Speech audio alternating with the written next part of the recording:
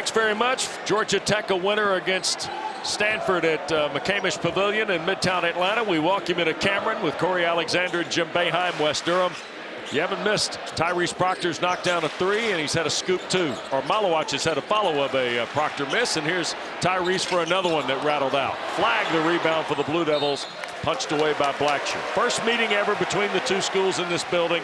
Duke coming off the 6-point loss, of course, Saturday at Clemson. And Cal's trying to find their second ACC road win of the year. And it's still, this is the toughest thing for Cal. 3 or 4 trips, 4 trips across the country. That is something that they're not talking about, but it's there. But Coach, which game is more difficult? That first game, the midweek Wednesday game, or the Saturday game once you've been here and got an opportunity to get acclimated? You know, both of them are difficult. The first one you're just getting here. The second one you've been here too long almost. So they're both difficult. Nothing difficult for Tyrese Proctor, WD, getting off to a great start. Yep. He's part of our storyline tonight, too. I thought Jon Scheyer's comments today about him were just fascinating. About a young man who's now, after a freshman flash, maybe a sophomore dip, now as a junior is really starting to accelerate this Blue Devil program. Bears trying to get on the board. Petritis inside, skips it back. Blackshear will toss another 3 away. Short, and James the rebound. And when you come into Cameron Indoor, you get opportunities like that. You got to take advantage of them because Duke has tremendous spurt ability. Stojakovic fights Malawach for the rebound, and is that going to be the out-of-bounds last touch by Duke, I think. Yeah, and not the second foul on Malawach. No foul in that possession, just knocked off Malawach out of bounds.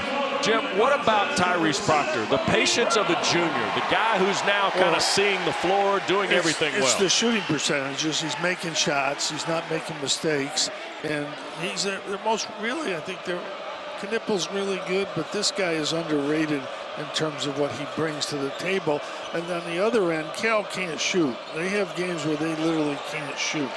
But for Tyrese Proctor, WD, he came in with the reputation of a shooter. Yep. But his freshman year, midway through the season, went more to the point guard position, pushing Jeremy Roach off the basketball. So now getting him back on the wing with an opportunity to make shots by being found by Cooper Flagg, by being found by Sion James, he's taking advantage of his opportunities. Sissoko the follow of the Bears miss, and Cal's on the board. 3 minutes into the ball game. Malik Brown handling the rock for Flagg now. And here's Cooper on the drive. And it bounds away against Sissoko.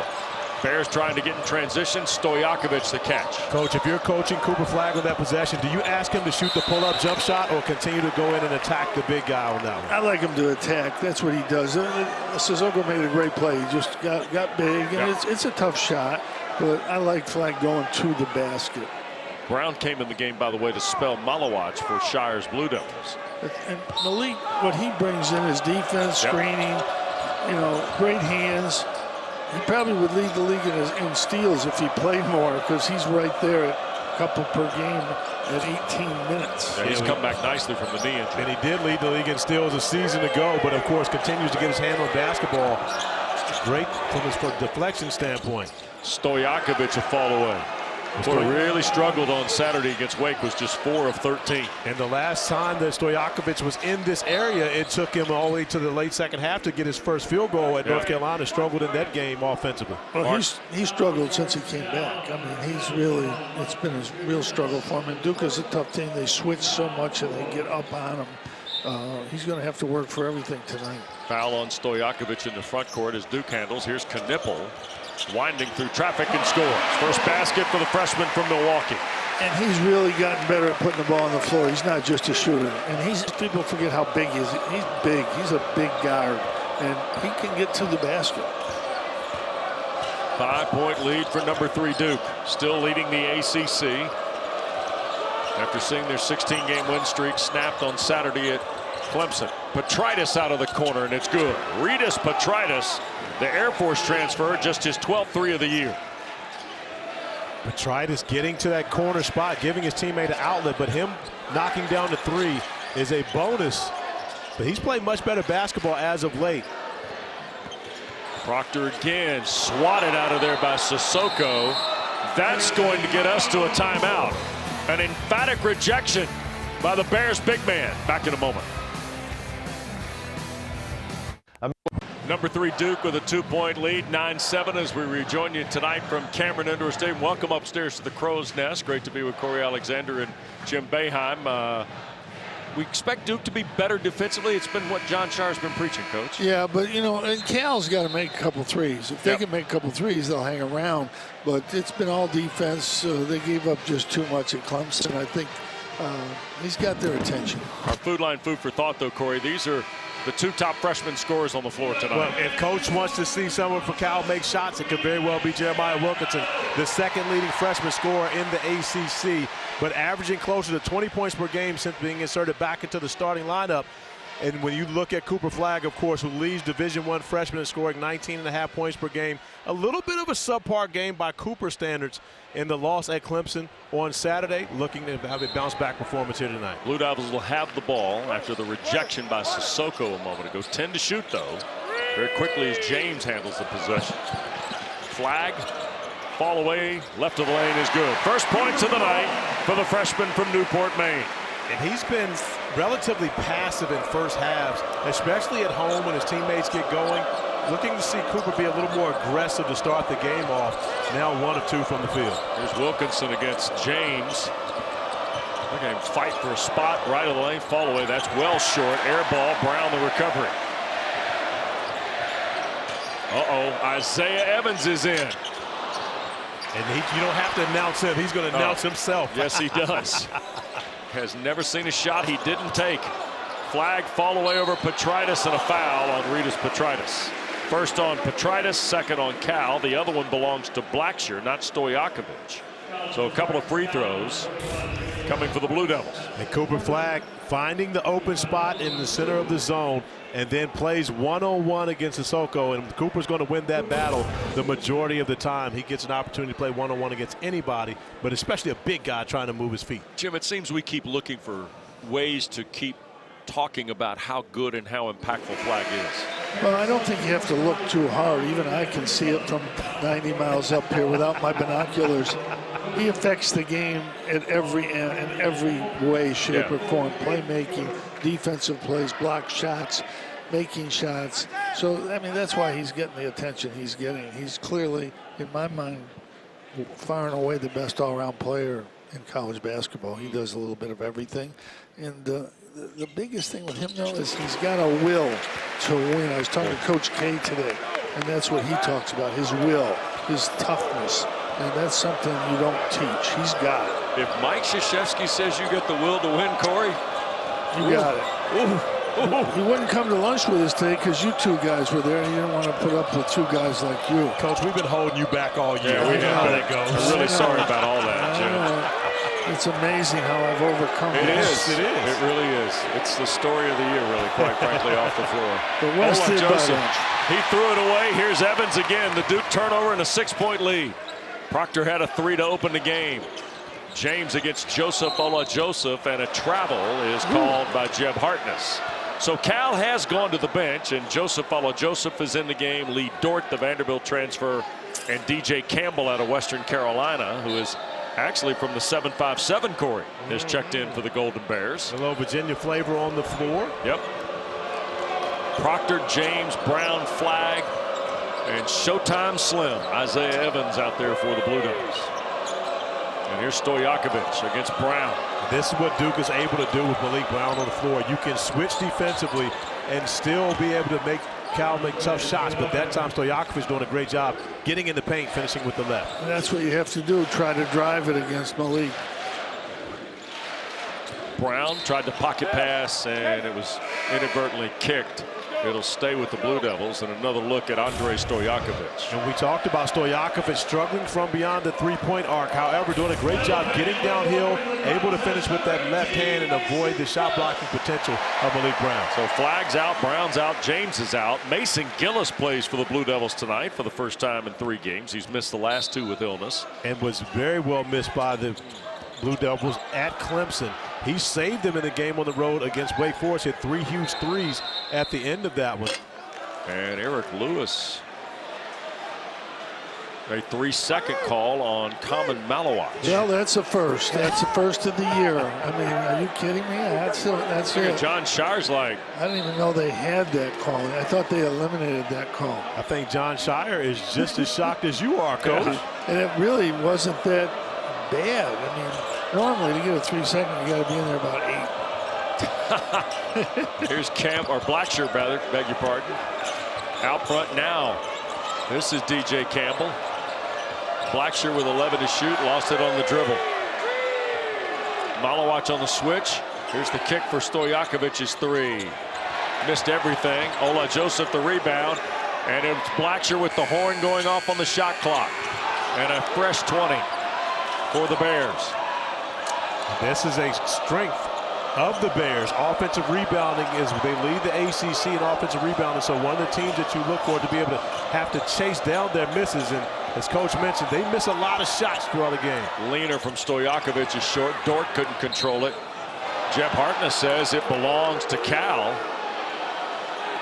Well, and Stojakovic just isn't the same player before he got hurt. He was leaning in, he was making all those shots. He hasn't found his rhythm.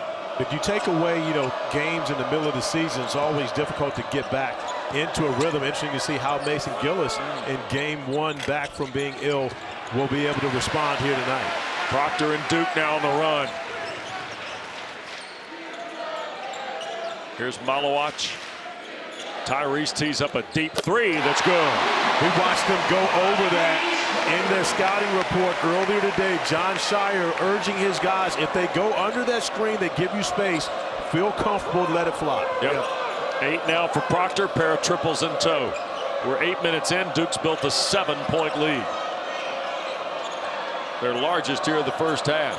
Cal's missed their last 4 shots, and that's an offensive foul on the Vanderbilt transfer, Lee Dort. 3rd on Cal. That'll get us to a timeout. Blue Devils will have the ball and a 7-point lead when we come back. Tyrese Proctor off to a great start here this evening, as he has been all season long. Really being that consistent offensive performer on the exterior for John Shire to go alongside Cooper Flagg and Con Knippel, the 2 fabulous freshmen for the Blue Devils. And Tyrese Proctor continues to grow. We talked with John Shire earlier today about his maturity, the way he's come along from what was a low point for him a season ago, the Arizona game in this building earlier, and he said it's been on a absolute incline ever since. Yeah, I think he's a huge key for this Duke team moving forward. Sometimes you got to be patient, right, Coach? Well, some guys it takes a couple years. Nobody wants to hear that, but with some guys it takes a couple years to get to where you want to be. Duke by 7. Knippel a pull up. Oh, look at the shot over Dort. Malawach fights for the offensive chance. Gillis a 3. Got it. Mason Gillis back in the ball game and on the scorebook. Well, we talked about how he would look in his return, and the first shot looks pretty good, but Mason Gillis, of course, one of the best from beyond the arc for the Blue Devils, knocking down the 3 ball. Stojakovic out to Campbell. Now here's Dort. Here's Wilkinson, J.O.J. Wilkinson thinks about it with 5 to shoot. Drives Gillis. Now they're going to throw it away if they're not careful. 2 to shoot. Dort or Ola Joseph. There it is. Shot clock violation. Great defense. Well, tuning up the defense, Corey, and when Gillis steps into the game and adds a 3, that's just extra. But his experience is elite. You're talking about a young man that played a national championship game a season ago. Con Knippel with the extra pass there passes up an opportunity for himself to get a great shot from Mason Gillis at the top of the key. Isaiah Evans on the perimeter. Here's Malawach. Back for Proctor. That'll bound away, and Ola Joseph the rebound. 10-point lead for the Blue Devils. Largest of the night, and Wilkinson a deep 3. He's playing with a lot of, even when he's not making shots, he's still taking them. He's still playing with confidence, which is great for a freshman. The coach, he gets in the starting lineup once Stojakovic is ill and is unable to be able to play. Now, how do you manage that when a guy comes back, Stojakovic back in the starting lineup, but Wilkins has been playing so well? you know, they're two different positions. So he's going to get his shots, and Stojakovic's still going to get his shots. So my whole issue with Stojakovic is he hasn't come back to show that he can get by people and make plays since he's been back. And Wilkinson, I mean, he has no fear. He's just going to go. I mean, he's having a bad night, and he just steps up there and makes a three when they really need it. You know, when you're playing Duke in here, you can't let them get the 2 or 3 bucket spurt because they're going to run right away from you. Common Malowacz at the line, 77%. His last 3 games, 5 points, 5 rebounds. As you see Flagg come back. And Mark Madsen has a line change again. He gets Stojakovic, Dort, and Ola Joseph out of the game. Brings Petritis, Blacksher, and Sissoko back. And we talked about the game at Clemson for the Blue Devils where their 16-game winning streak was broken. Cooper Flagg played 38 minutes in that game with no Mason Gillis. He had to put in some extra time. Ended up cramping late in that game. And you could see did not have it in him to be able to will him to a win at the end of that one. And they didn't make any excuses, but there's no question he was a little under the weather for that game. Yeah, he's not an excuse maker, not going to give anybody that opportunity. Wilkinson skips it. Petritis couldn't pull the trigger. He'll drive on Gillis. That got swatted by Malowacz. But first a foul. That's the play where the guy guarding the ball's got to realize I got the shot blocker behind me. And Mason didn't have to reach in there. He could have just let it go. And Malowacz was going to have that one. Petritis going to get a couple out of this. Junior transfer, Arlington, Texas. First one is good. Don't forget, our first men's lacrosse game of the season right here on ACC Network and the ESPN app. Number 7 Virginia welcomes Richmond to Klockner Stadium in Charlottesville. Coverage starts Saturday morning 11:30 on ACC Network. I'm not going to be prejudiced or anything or biased, but watch out for Syracuse. You're already being biased. Oh, wait, you already laid the groundwork by saying you're not going to be. And well, then I know. you were. I'm making one Blatantly exception. biased, by the way. I'm allowed one exception. Here's Flagg on the drive. He's got 6. I've been to every lacrosse game for 40-some years, so I know what I'm talking about there. Okay. Word is you watched Jim Brown play lacrosse at Syracuse. I didn't say it. I was only about 2 years old then. Come on. Stop. I was 12. Here's Wilkinson. I did watch him play football. He was fairly good. Thanks. Appreciate the confirmation. 9-point lead on the miss. Oh, and look at they that. go to the deck. Gillis and Petritis. Hell ball will stay with the Blue Devils. There's a little football right there from Gillis, who's built like a football player. Hey. He and Sihon James. Wait a second. The 2 of those guys are put together down there. Mason Gillis is second on the built like football players. Yeah, he's behind second. Sihon James. He's second, but when it comes to this court, he's only second to Sihon James. Oh. He is a strong young man God. and absolutely willing to give up his body to go get the loose ball on the floor. Sihon James is a man. I mean, he is physical. He can guard. He can do a lot. He's a really good player. Ironically, Sihon James' football career came to a close on an ACL injury as early in his high school career. There's a drive and a miss by Wilkinson, and Malowacz finally gets a rebound. Here's Caleb Foster off John Shire's bench into the lineup. And this is a good opportunity for Caleb Foster to build some confidence, get going, and find his way truly to being part of this run for the Blue Devils. They're going to need him as this season goes along. Malowacz! Second 3 of the year. That's not good. It's great for Malowacz, Coach. Yes, it's very good. It's not good for Cal. 12-point lead now for the Blue Devils. Backdoor Sissoko. Oh. Yep. Sissoko made him saw the dust on the top of the rim on that one, WD. He put his head in the rim. Tell you what, Mady Sissoko is 6'9", listed at 240. Grad transfer from Michigan State from the West African country of Mali. Tyrese Proctor, who played against Michigan State early in his career, asked John Shire, is that the same Sissoko that we saw at Michigan State? Because he's playing completely different for Cal. Yep. Long 3, good. That's Flagg. Cooper Flagg now with 9 points. Shooting the basketball extremely well from the floor. WD, looking at his ACC numbers, it is ridiculous. Crazy. Over 50% from the field, over 40% from 3. Continues to be great in every other category of the game. And in one rating, I'm not going to give them props because I don't really know their name, but he is the #1 defensive player in the nation. Blacksher, 2 to shoot. 3 ball over James. Missed everything. Another shot clock violation on Cal. Well, Duke is getting stops on defense, and they're fueling the fire with threes at the offensive end. You got 2 freshmen knocking down the 3 ball. Malawacz has only got a few of them early in the year. Cooper Flagg has been shooting it much better. Knocks down a big one here. Well, number 3 Duke's already built a 13-point lead with basically 7 and change to go first half here at Cameron. And let's go back to Saturday. Going into Saturday's game, you see their numbers, and then Saturday against Clemson. The paint points, Corey, that's the stat that just pops off the page. That was the stat, and it was intentional from Brad Brownell and his staff to attack Duke on the interior. No Mason Gillis, which meant that they were going to have to rely heavily on Cooper Flagg at the 4 spot.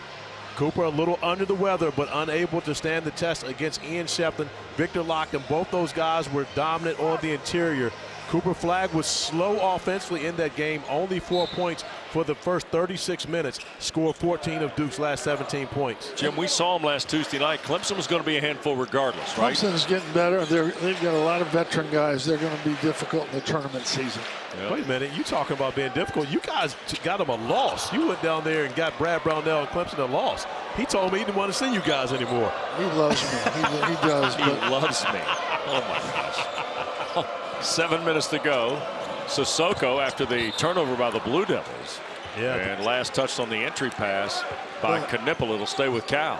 But I don't think I'll mind if I don't go back to Green. Don't do that. Come on now. Don't do that. Don't do that. Don't do that. Don't get yourself in trouble. Love it down there. Love it. Don't do that. Did you love the possession defensively last time for Mark Madsen going zone against the Blue Devils enforcing the turnover? You try it. It might work. It probably won't in here, but you're going to try it and just see if it gets them off their stride a little bit. Foul on Caleb Foster. It's his first. 4th on the Blue Devils. Eric Lewis looking at the Duke bench after they were upset about the call and looking at the guys like, really? I'm calling that every time. Caleb Foster getting a piece of the arm there, coming up with the steal. But I love what Jon Scheyer's doing right now, getting Caleb Foster action in minutes, trying to get him back integrated into this rotation. Caleb Foster playing without confidence right now, needs to find that to help his Blue Devils team. What a pass by Blacksher. Stojakovic a scoop There and you score go. with the right hand. He's got 6. And he's been doing a great job getting to the rim, Coach. Yeah, that's what he needs to do, especially against Duke. They're not going to let him shoot from the outside. Still 11-point Blue Devil lead. Sion James looking for a path to the basket. He'll come to a stop and a travel call by Mark Schnurr, as I think Mark Madsen was trying to help. It could have been a push. I agree with you, WD, on this pass. I'm going to go as far as to say Blackshear had zero idea where he was throwing that basketball. He just had to get rid of it because he jumped to pass it. Fortunately for him, his teammate Stojakovic in the right spot and able to get a bucket off of it. Here's Wilkinson, who hit a 3 early. That's his only basket. Stojakovic, boy, Knipple got there nicely. Stojakovic a step back, and it rattled out on him. Last touch, though, by Sissoko, who was battling Brown. Stojakovic now 1 of his last 18 from 3. Yeah. I'm not sure I would close out on him as hard as they are right now. I may give him an opportunity to show me that he can make him, because he can absolutely beat you off the bounce. He's shown that throughout this game. Well, that was a big shot for him. He needs to make one of those. Would you close out, Jim, or would you give him the look? I'd probably close out. He's going to make an open one. You're going based upon his last name. Yes. Here's Flagg, a dunk. There's the zone look, and they screen down on the big guy, and now Cooper gets it right in the middle, and that's an easy one. Great execution, and it won't show up in the stat sheet, but awesome screen by Malik Brown defensively in that zone, taking Sissoko out of the play. Duke's just too good against zones. Take us through this again here, Coach. Well, they missed the screen down, but there was a little screen inside, and now Cooper gets it in the middle. There's nobody there to defend it. The center I always say to our center, you cannot be screened. If that screen comes at you, you know they're trying to get one on the top side. You've got to beat the screen. You cannot let that screen take you down there. Yeah. WD, I would have loved the conversation when the center did get screened. After he told him that. Not good. If we had a backup, he was coming in. Ola Joseph short with the 3, flagged the rebound. Brown was called for the foul, by the way. First for Malik Brown. It's the 5th on Duke here. Cal's got 4. We got 5.5 minutes to go in this first frame. It's a 13-point Blue Devil lead. James. And the rebound for J.O.J. Wilkinson front court for Cal. The Stars have been pretty quiet. Stojakovic has 6, Wilkinson 3. That's 9 of their 17. This is a defensive effort from Duke. Sure is. It's really good. Blacksher on the drive. Fall away over Brown. And the rebound, James. But Duke did their job. When they force you to have to take those tough shots, even if they make them, you did the job defensively. Look at that. Oh, that's a block for Stojakovic. Yeah, Stojakovic averaging 1.2 blocks per game, joining Cooper Flagg as one of 3 guys averaging the numbers that he's putting up this year, including the steals and blocks. So Stojakovic not just doing the job on the offensive end of the floor. The other guy, Cooper Flagg, Andre Stojakovic, and Janot Broome. That's great company to be in. Really? Right now, it's probably a 2-horse race for Player of the Year, Broome and Cooper. I think right now. Sion James, the foul, his first, 6 on Duke. Inbounds for Stojakovic against Evans, the freshman. Andre with the right hand, rejected Malowacz, scooped up Andre. Stojakovic right back in and draws the foul. But watch Showtime Slim move his feet and defend. That's not something you saw from him earlier this year. Does a great job walling up, allowing Kama Malowacz to come in with the block shot. But the effort defensively by Evans is something that really kept Jon Scheyer from playing him heavy minutes early in the year. Oh, yeah, it was the most scrutinized DNPs you were seeing. Yeah. Because fans were like, why is he not playing? Especially after he comes in and hits 6 threes in the first half against Auburn. There. But what he did, he showed Jon Scheyer that you can trust him on the defensive end of the floor to give you the effort. Still not a great defender, Coach, but he's going to play much harder on that end. He's young. Sometimes it takes a guy a year, but you got to give Stojakovic a lot of credit there. He got a shot block. He went right after it and turned and came right back at it. He's shown a lot tonight to me in terms of just being tough and getting to the basket. And it feels like we last saw Andre in Chapel Hill against Carolina, who did a really nice job on him defensively. He didn't score till well into the second half. He came in averaging over 20 points per game. There's a backcourt foul on Campbell as Cal continues to kind of ramp up a little pressure here. But it feels like in some sense he's matured as the season has unfolded, knowing he's the #1 guy at the top of the scouting report. Well, I think he's also recognized he's only shooting 30% from 3. So don't settle for the threes. Continue to use his size and athletic ability, trying to get downhill, attacking the basket. Already 3 field goals for him today, getting to the rim, even though he hasn't been able to get anything going from the outside. You got to give Cal credit. They're changing up their defenses. They're trying to press. They're trying to switch to the zone. There's a quick call. Foul on Wilkinson. It's his second. But, Coach, I think you have to do that against Duke, right? You don't want to give them a steady diet of anything to allow them to be comfortable. No. 16 foul on the Bears, by the way. The second on the freshman from Powder Springs, who, by the way, is the 3-time ACC Rookie of the Week, Jeremiah Wilkinson. Only Cooper Flagg's one more. Put it this way, WD. Wilkinson has 3 times more than anyone else in the league except for Cooper Flagg, who has 3 times more than Jeremiah Wilkinson. Yeah. Yeah. So they call it a runaway. Yeah, well, it's a runaway, all right. Proctor against Ola Joseph. Here's Knipple. Baseline and good. It was a smart play by Knipple to go drive the baseline, and when the help has to stay with Malowacz and don't give up the rim, now you allow Knipple to be able to get just a little bit of separation and go to the mid-range. Largest lead, 13. Ola Joseph, 10 to shoot. Duke digs down defensively. Now Wilkinson against Proctor. Ooh, what a screen. Wilkinson foul line, couldn't hit it. Dort the rebound, and a held ball will stay with the Bears, and that'll get us to a timeout. Yeah, Proctor's going to feel that screen a little bit, though, WD. Jon Scheyer not happy with there not being a call on that one, even though he's happy with a 13-point lead. All right. End of Wake and Florida State. I was really kind of hoping that Michael Carter-Williams would tell us what it's like when the center got screened in practice. Well, Michael Carter-Williams probably didn't say anything because whatever happened at the end of the Florida State Wake game, he probably did. And he's still scarred from what happened between he and Coach Boeheim afterwards. So that's probably why my man MCW didn't say a word. MCW was so good, he never got yelled at in his last year. He was. You didn't even play him as a freshman. What do you mean? That's why I never yelled at him. He wasn't in the game.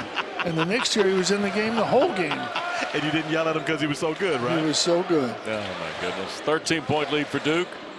Mason Gillis back on the floor. Second sequence we've seen him here in this first half with Evans. Here's Knippel, by the way, flag on the bench here.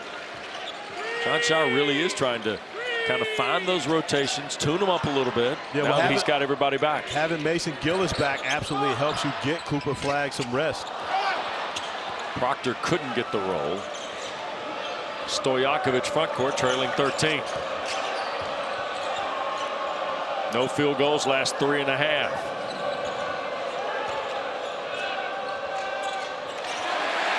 There's the turnover by the Bears. It's all defense for Duke. Knippel bounced away.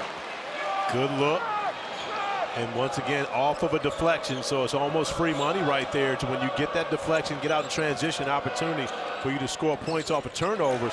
WD, the Blue Devils had 18 points off turnovers versus Clemson in the game on Saturday, so they were able to exploit that. Clemson shot close to 70% in the first half. However, Duke was still had a lead simply because of all those points off turnovers. Here goes Proctor on the drive, and that's going to be a foul, I believe, on Dort.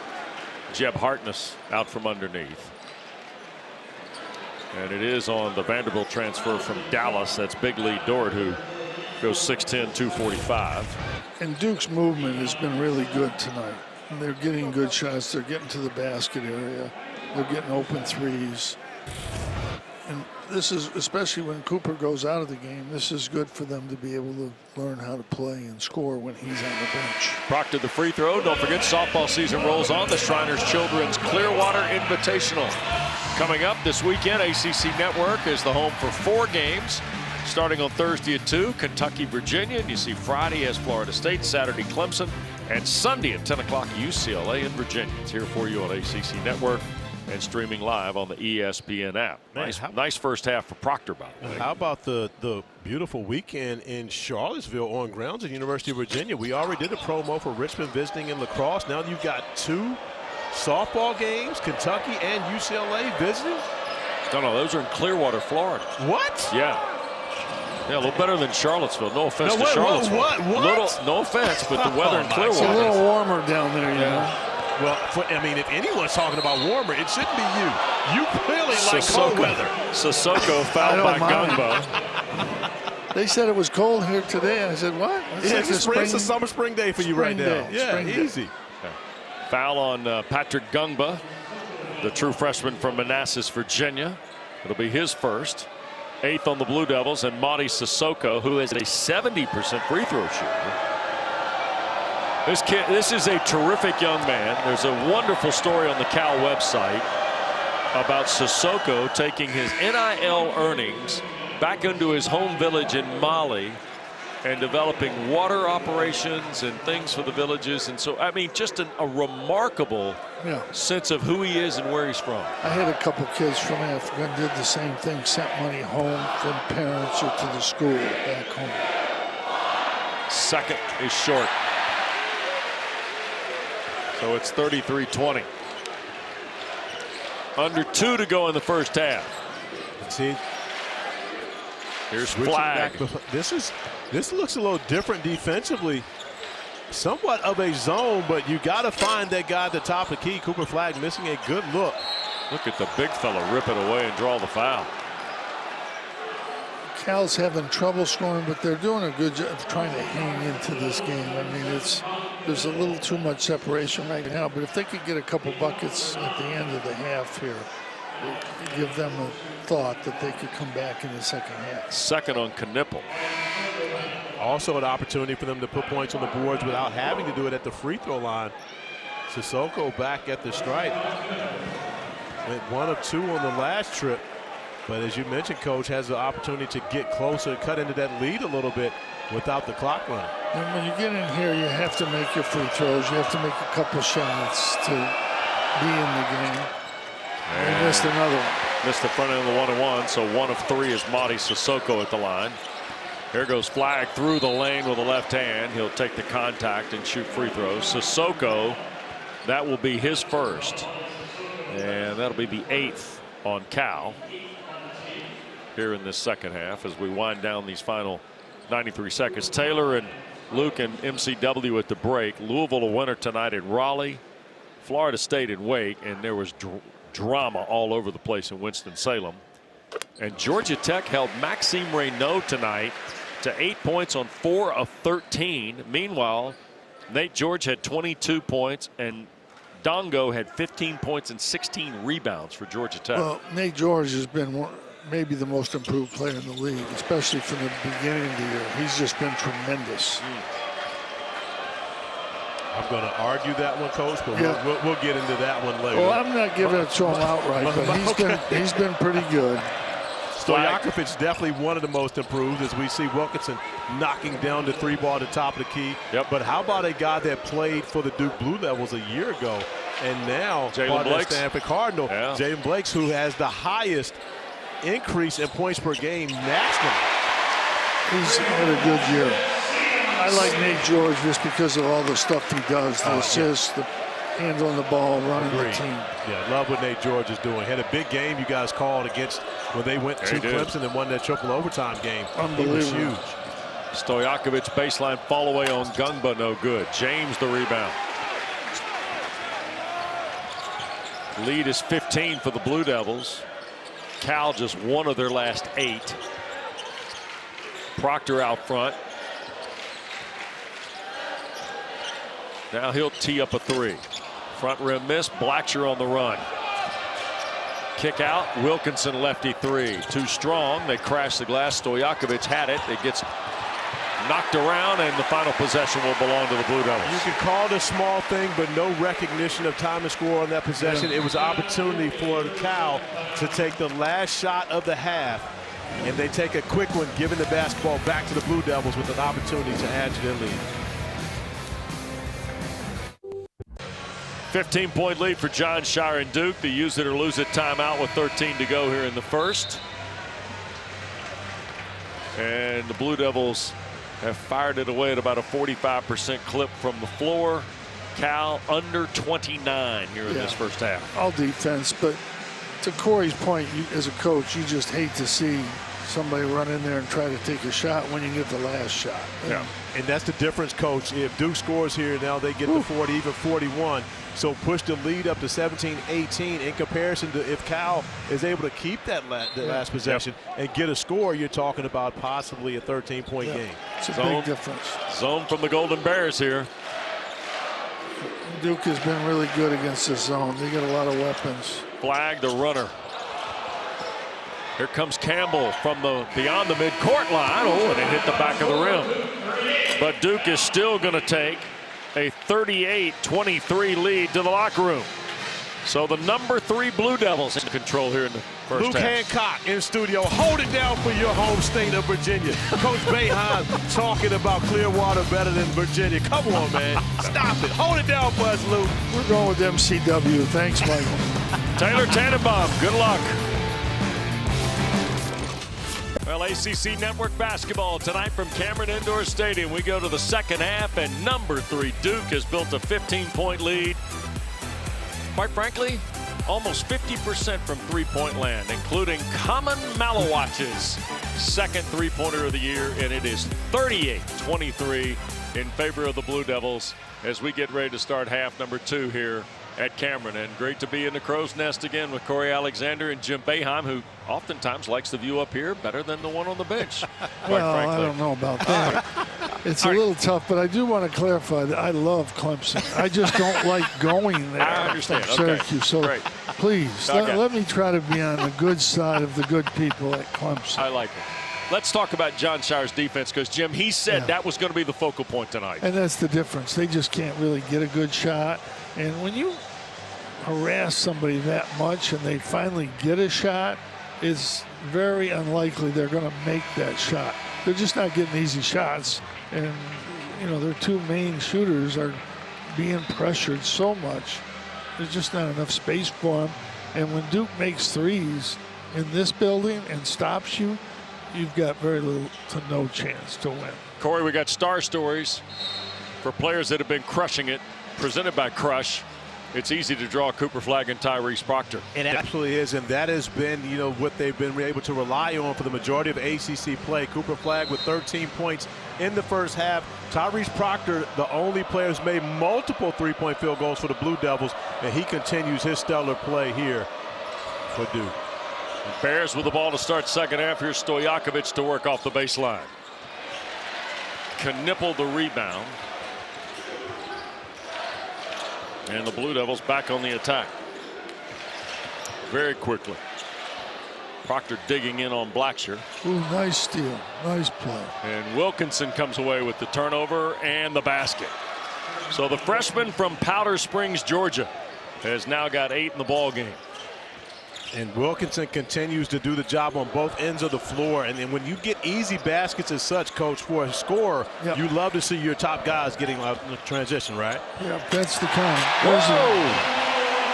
And that play was there last time. They missed it. They found it this time. But when you often see the Blue Devils go to something on the interior to start games, to start halves, oftentimes it's a lob to Malawacz. Coach, you mentioned they had it on the first possession but didn't execute it correctly. This time they get it done on the second offensive possession of the half. High percentage shot. Blackshear. Front rim miss of the three. James the rebound. Lead for Flagg. Oh, couldn't quite flag it down. I see what you did there. No, very good. James through traffic. Ooh, before the Sissoko rejection. A foul, I believe, on Javon Blackshear.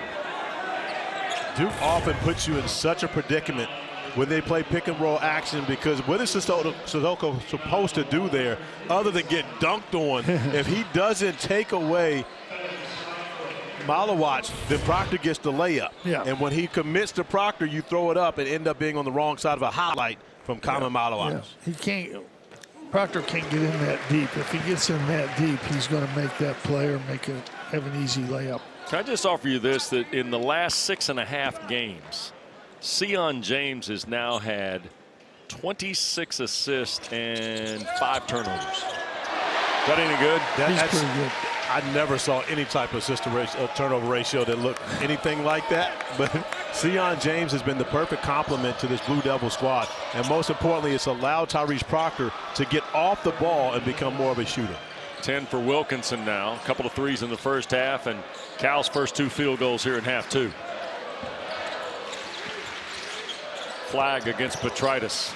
Tough matchup for Reedus. Cannot help. Proctor 3 from the front, Coach. Yeah, cannot help off him. You got to help someplace else. And Wilkinson just puts his hand in the air, letting everyone know that's my bad, leaving a guy that's already knocked down 50% of his threes here today. 45-27. 18-point lead with 2 and change gone. Blackshear in traffic, finds Petritis underneath. It's a good play from Blackshear. He struggled. He's 0 for 6, and he hasn't been able to get points on the board. Javon Blackshear might lead the country in assists.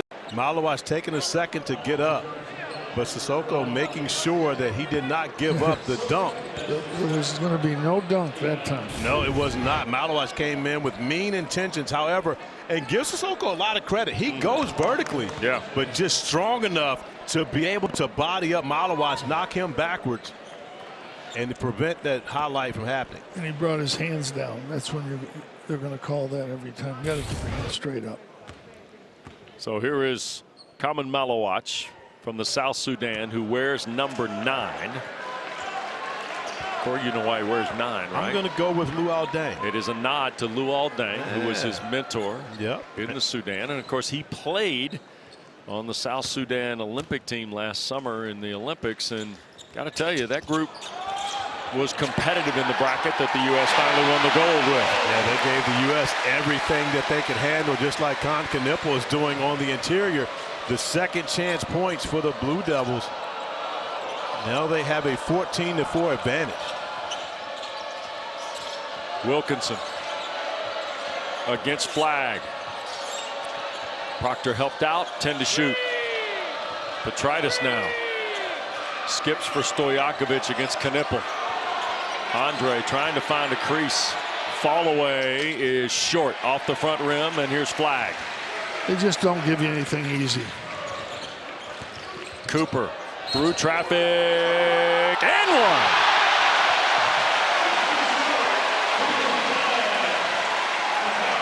He uses his left hand just about as well as anybody. He just gets in there and uses it. This is a great play.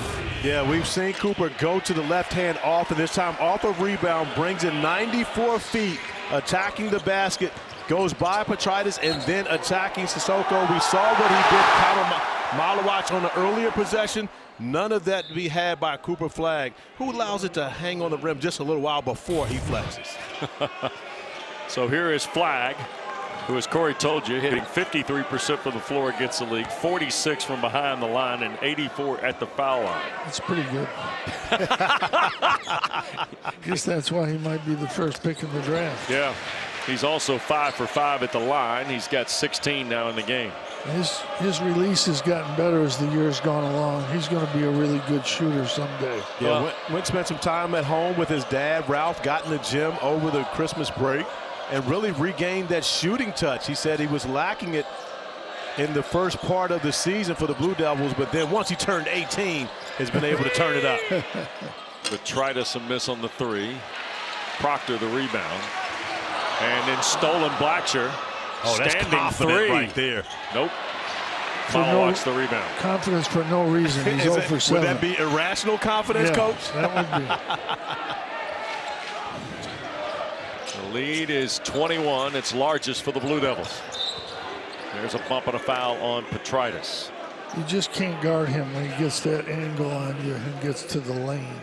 I just think the one thing, Corey and Coach, that gets discussed about Flagg, and the one thing I've noticed in seeing him live, first of all, I think he's better live than he is on television. No offense to our industry. But I think he sees the floor, Corey, at 94 feet just about as well as anybody I've ever seen live. He really does, and he celebrates his teammates' success. That's the best part about his game is he's not looking for individual success. He's about winning, so he knows his teammates have to be successful for them to win, was part of the reason why he's in the top 10 in the ACC in assists as well. Yep. Here's James. Out front, Flagg over the top of Petritis.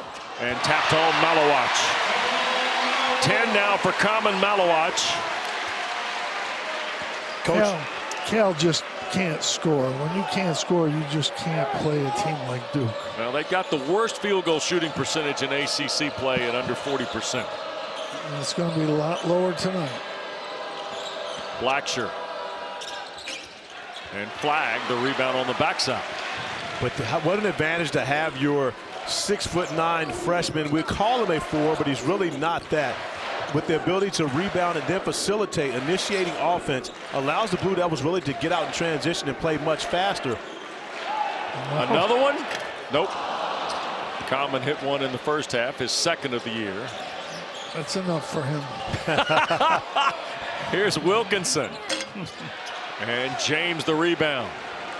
They just can't make a shot. No, the Cal night is not getting better. Even when they're getting the open looks on that, like that last possession, those are the ones you have to capitalize on. And we saw Cal get a lot of those shots early in the game. And when you don't make them, Coach, early, does that start to weigh you down from a confidence standpoint? No question. You just have to see the ball go in. Bears are 3 of 11 from the floor in this second half. And a timeout is taken. The lead 23 for number 3 Duke here tonight at Cameron. 8 for Common Malawach, the freshman from the south of Sudan. 10 points, 8 rebounds, block shot. Corey, a little bit of everything for you? A little bit of everything, showing off the touch from beyond the arc, knocking down the 3 ball. He's a lob threat, of course, but Coach, how about the soft touch for him? You coach a lot of good big guys. When you have a soft touch like that, you've got to be excited about his future. Well, he's got a great future. I mean, he'll be gone after this year because he can just do a lot of stuff and he runs the court. But in the college game, he's such a rim protector that Duke can pressure and pressure. They have him back there. I mean, he's a big factor, and he's going to keep getting better as the season goes along here. Lee Dortch come on the floor now for Cal. I've enjoyed the Sissoko Malawach kind of, counter punch tonight. I think it's interesting. Two different physical dimensions, but both very effective and impactful for their team. They're both very impactful for their teams, but one, an 18-year-old, one of the 4 youngest players in the conference, right, and one a 5th-year senior who is a grown man at this point in his career and playing a lot of big games at Michigan State. So you're seeing the experience versus potential in that matchup between the two, and right now you have to say that potential's winning. 6.5 years older. Ooh. Sissoko is 24 years old. There's a foul on Evans. So Isaiah Evans sees the floor. 6'6" freshman from Fayetteville, North Carolina for the first time. Better known, by the way, as Showtime Slim. Comes in ready to shoot, but to his credit, he has found meaningful minutes in the rotation of Duke as the season has gone along.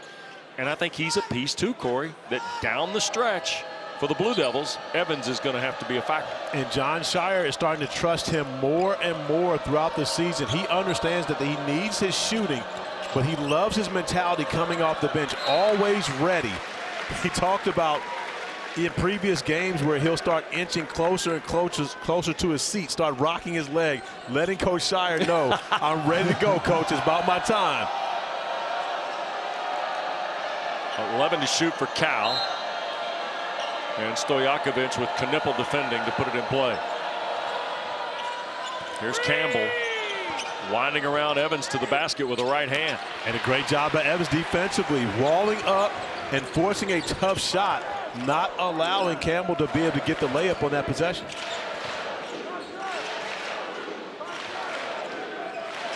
And here's Proctor now against DJ Campbell. Brown the screen. He'll challenge Dort. Look at that. And offensive foul on Malik Brown. I'm not sure. And when you think about that, Malik Brown gets stopped by Dort, but is it because there's the offensive foul. It's that left elbow to the chin. They're going to go over and look at this one and see if that needs to be upgraded for a flagrant one. Hard to see that, well, from our angle, but more importantly, he's lucky to see the court from for a possible flagrant foul. That's Eric Lewis, the referee, with Mark Schnurr. They'll be to the monitor here first. And, of course, Jeff Hartness rounds out our officiating crew. Mark Schnurr, one of my travel partners. We hang out in the Sky Club together. Wow. Yeah. Okay. Nice. He gets me into the American club. I, of course, take him in the Sky Club. You don't really want to talk about hanging out with a referee. Those are my people. I am a referee-friendly broadcaster. And let me say this.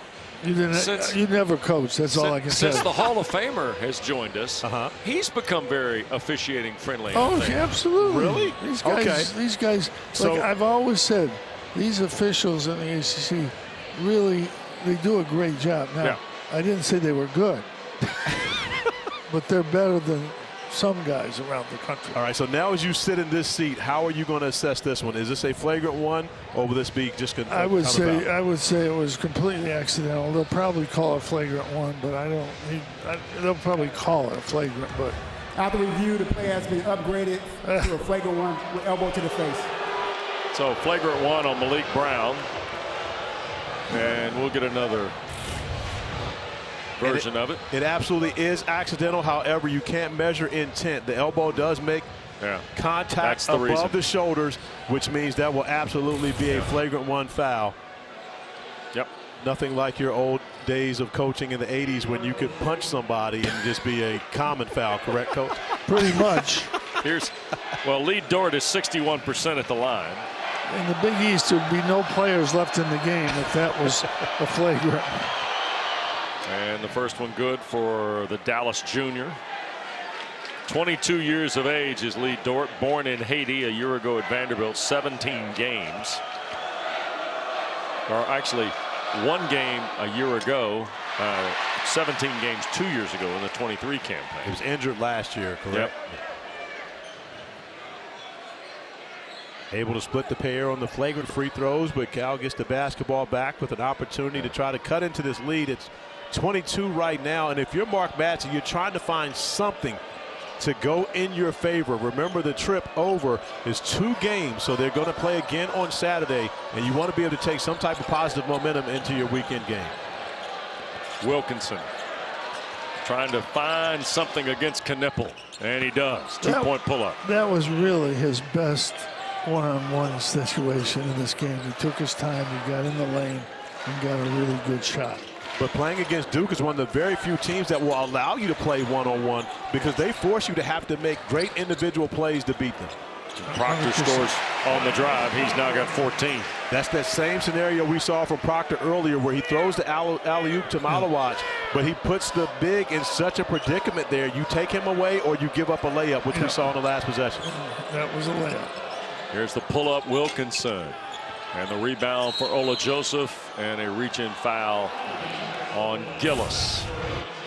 Once again, Proctor getting downhill, and you see Dort retreating because he doesn't want to give up the alley-oop to Malik Brown. And so as he stunts, trying to take away Proctor, Proctor not deterred at all, able to get the easy left-hand layup. 4th foul on Duke, 2nd on Mason Gillis out of Newcastle, Indiana. Newcastle, Indiana, WD. Home of Steve Alford. The largest high school basketball arena in the country. That is correct. Yep. Played there, coaching at Oak Hill. My guy, Steve Smith. Who's here tonight? In the building tonight. Came up to see Coach Boeheim. Yeah. Hall of Fame coach. Yep. One of the greats at Oak Hill. I don't know how many he won, but he probably won at least 10 national championships, didn't he? I think it's 9. I think the number is actually 9. Not bad. Not bad at all. And to get there, you can't get there. No, that's very true. You're one of the very few that has been to mouth of Wilson multiple times. Multiple times. Evans lob for Brown, got batted away. Almost 8 minutes gone here in the second half. Petritis on the receiving end, and Evans knocked it over the end line. Here comes Foster, flag for Duke. Proctor will check out, and Evans will come out. No, Knipple. Yep. So we're going to see, excuse me, Jim, we're going to see Gillis and Flag together here, Corey. And that's one of the lineups that John Shire talked to us about, is being able to implement that. And you really have Cooper now playing the 3 position, right, with Gillis at the 4, Malik Brown at the 5. So Malik Brown and Gillis have both missed time for the Blue Devils this year. John Shire is so excited to have both those guys back in the rotation. First on Flag, 5th on the Blue Devils. Fresh 20 for Cal. And Flag, boy, does not turn the motor down at all. Doesn't know what that means. That's the beauty. He doesn't know what that means. Every play. So this very important stretch for Caleb Foster. Reason being, Caleb Foster does not have a field goal since the Miami game. Wow. He's had 3 field goals in that game. Doesn't have one since. This is the opportunity for him now to get going and try to find some confidence. Foster into traffic. Back to Flag. Duke by 22. Look at Cooper, Flag go. Marcus Haynes. Good heavens. You can Google it if you're younger folk. I would go Curly Neal, but that was a good call too. He's from Greensboro. We get a foul on Marcus Cal. Haynes was before your time. This is true, Coach. Yeah, Curly Neal was from Greensboro. When we come back, the Golden Bears as the ACC goes coast to coast. Mark Madsen and the Golden Bears. Now, this is what the number will be when the season ends, guys. Miles traveled, 34,821. It's about 14,000 and change more than a year ago. Jim and Corey, we've talked to him. He's been unbelievably gracious about going through this process, telling us how they set it up, Jim.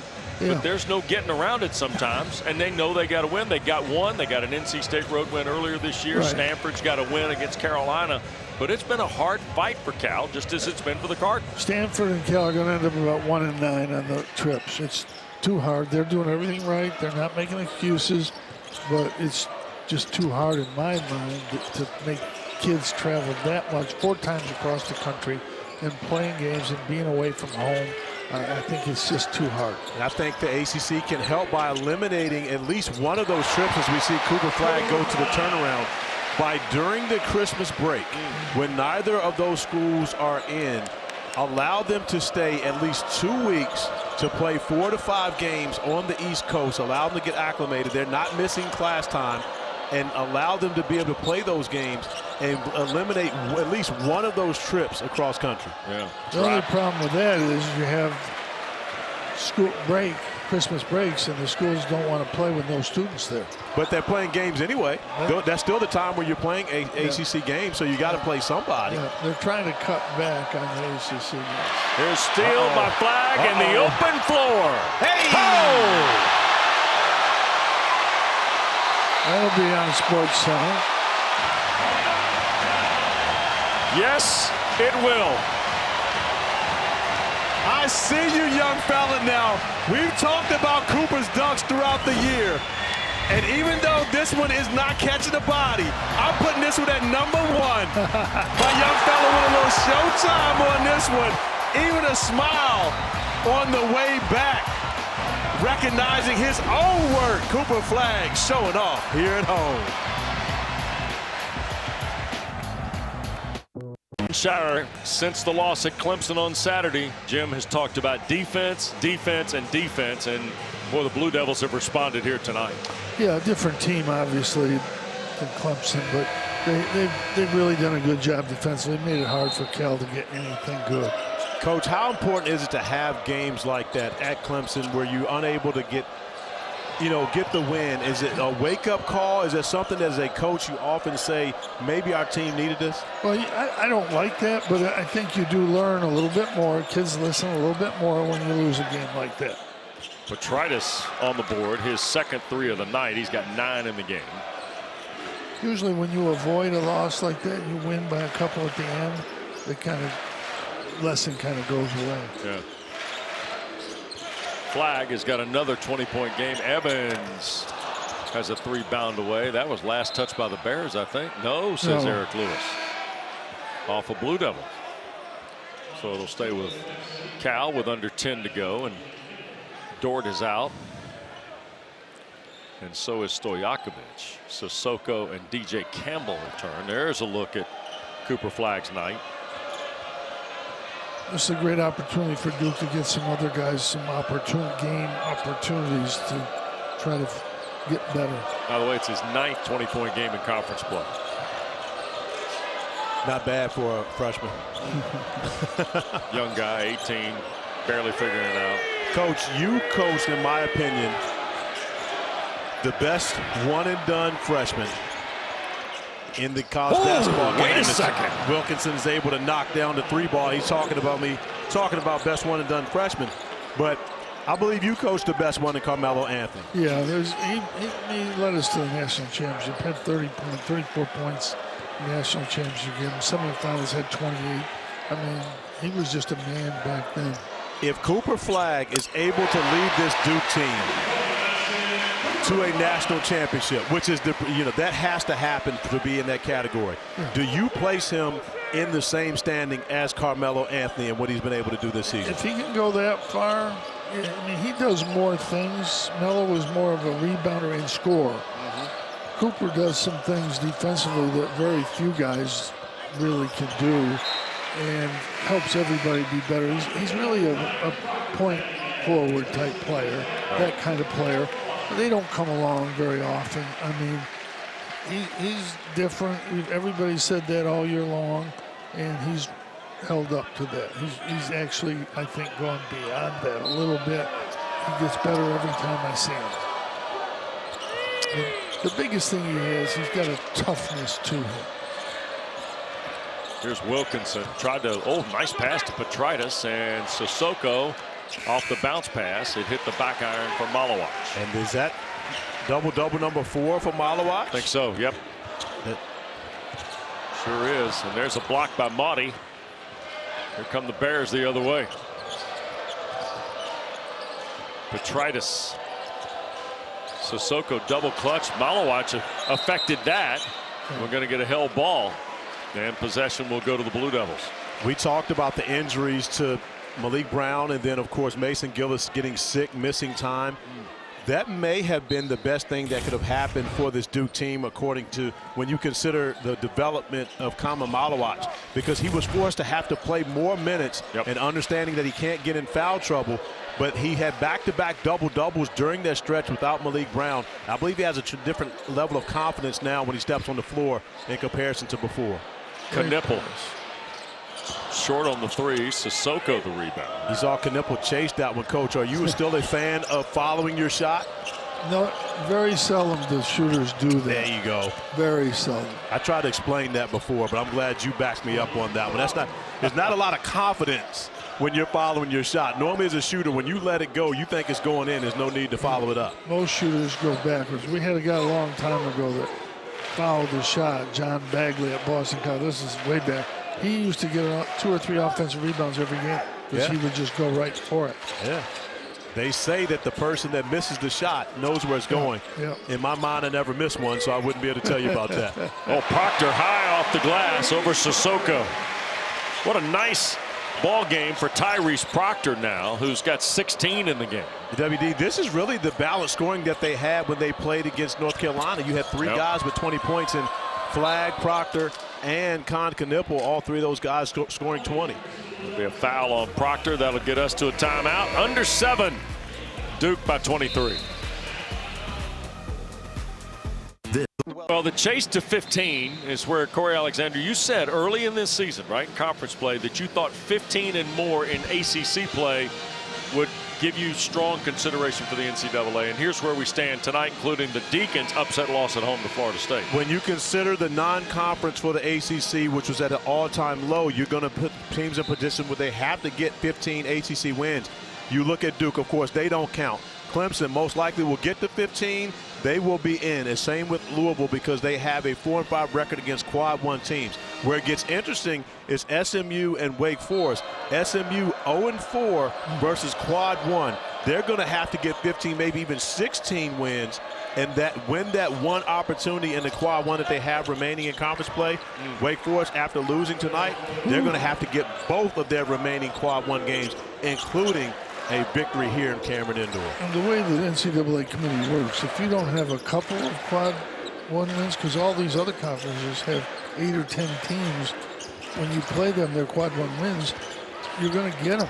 So I think they're, at the end of the day, when the committee looks at their record, even if they have 15 wins, if they have 1 or maybe 2 quad 1 wins, it's going to be hard. At one point, though, does quad 1 wins and quad 3 losses counter one another? Like, is there value to one more so than the other? I think at the end of the day, they really look at that quad 1 wins, even though it's unfair because some teams are playing 14 or 15 quad 1 games, and if they win 5 of them, they're 5-10, but they got 5. In the ACC, you might have 1 or 2, but you might only have 8 out of 6 opportunities to get a quad 1 win. But you agree with that? Here's I absolutely agree with Coach, but here's the other side to that. That is the remainder of the regular season. We also have to include the ACC tournament where you could have more opportunities to get those quad 1 wins and then be able to build on that resume for if you don't win the ACC tournament, you still have those games under your belt. For clarity on the Deacons, their 2 quad 1 opportunities are at SMU on Saturday and here in Durham. For SMU, their 1 quad 1 opportunity is a week from Saturday, Clemson at Moody Coliseum. And so you have that opportunity against Clemson, but then you're talking about teams that will, if they're getting 15 wins, they're going to be that top 4 in the ACC tournament. And so now you're automatically going to get great opportunities in your Thursday quarterfinals, as well as if you're able to advance to the semifinals on Friday and possibly that Saturday championship game. Here is Flagg in traffic. Fall away over Sissoko is short. Malawach the rebound. Sissoko rejected that. Blackshear the other way. Duke by 23 as we come up on 5 minutes to play, and Javon Blackshear's first points of the game. And give Cal credit. They're not quitting and not giving up, but there's so much to be gained on this trip. You have to consider that they're going to be on the East Coast for 3 more days, 2 days off the practice time, and then we'll have a game Saturday. So they have an opportunity to be able to take something away from this game. Even though they're down big, you want to finish on a positive momentum. Knipple the miss. Petritus the rebound. Bears on the move here. Wilkinson thought about it. Here's the kick out for Blackshear and another three. 5 straight for Javon Blackshear and a Mark Madsen timeout. A little too late. 65-47. Under 5 to go at Cameron. Number 3 Duke on the way to their 13th league win. His mom after the loss at Clemson, and that was the first thing she said. He can't wait until half number 2 to start playing. And he absolutely had 13 points in the first half of this one.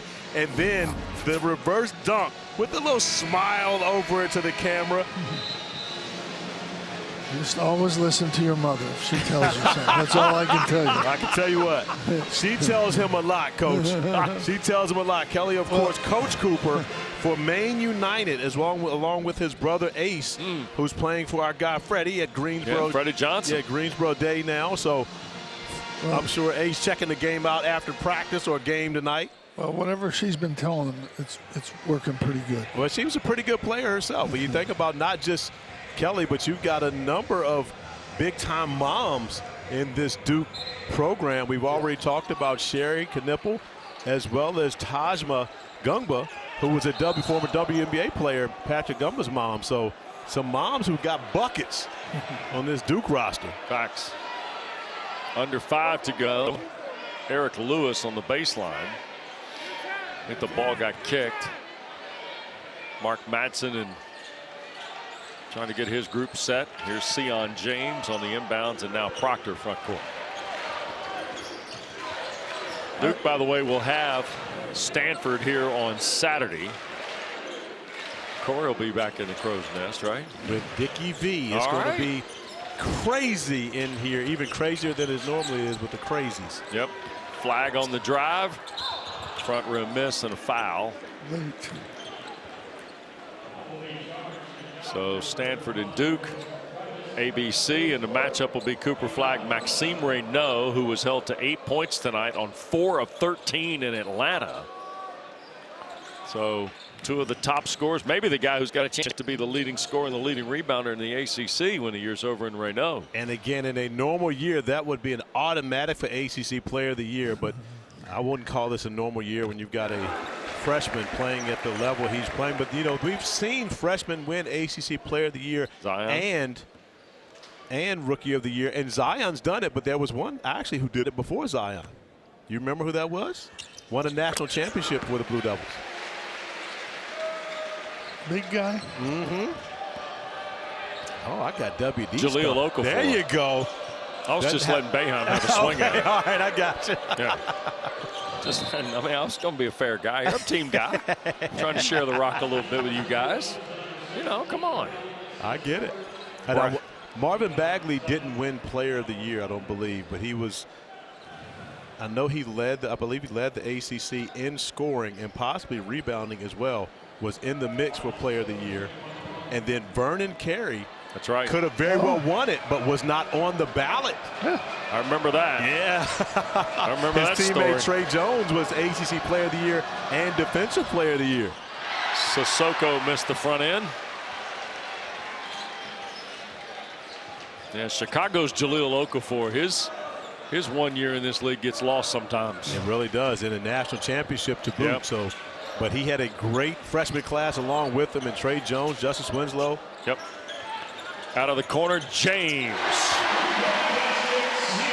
My son Buddy played against Okafor in the G League. He's still playing and he has a huge impact on that league. Just got called up to the Indiana Pacers. I believe they knew the Lakers were going to come get him if the Pacers didn't call them up. 70-47.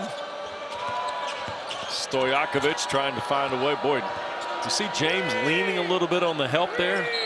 Wilkinson and one. It took him a while, but he's been good in this half. 4th 3 of the night for Jeremiah Wilkinson. Oh, it looks like Corey Alexander just spotting up and ripping. I wish my left hand looked like that. Duke leads 70-50 with Jim Boeheim, Corey Alexander, Wes Durham. Our producer tonight, Will Black. Our director, Chad Lampman. And Jim, I don't know that you realize this or not. Will's dad, Bob Black, legendary voice of the Richmond Spiders, he and this gentleman right here once coached together. Look at Corey always wants to defer to coach. How about Corey the coach? That's Tuckahoe Little League in 2008, Jim. Yes. I can't believe he even knew anything about baseball. Well, I was an elite baseball player. Oh, my gosh. But the worst part about it was I had to wear a Boston Red Sox hat, and I'm a Yankees fan. But I can tell you right now, our producer, Will Black, the best, and I say it with my chest, the best young catcher I've ever seen. Okay. Young man had so much command behind the plate, leadership, and no question as to why he was going to be great in life. And now we see he gets to actually tell Jim Boeheim what to do. I tell you what, my guy Will Black has absolutely made it. My man Bob Black has to be proud of his son. Yep. That is one of the greatest overstatements I've ever heard in my life.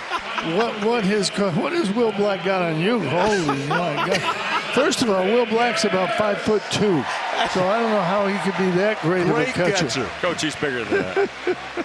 And he lives in Durham and doesn't know Toro Pizzeria. Oh, no, which here we go. is beyond me. Right. Because it's as good as any pizza you're going to get anywhere, including New York City.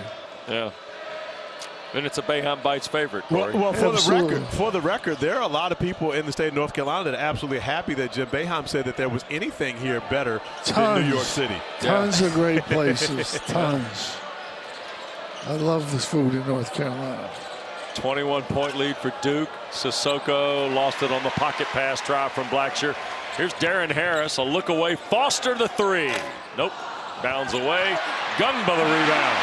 Big Pat could play a part for this team as the season goes along. Yep.